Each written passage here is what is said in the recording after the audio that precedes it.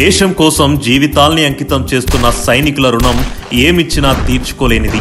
వారి త్యాగాలకు గౌరవంగా ముఖ్యమంత్రి నారా చంద్రబాబు నాయుడు గారి నాయకత్వంలోని కూటమి ప్రభుత్వం ఒక సంచలన నిర్ణయం తీసుకుంది.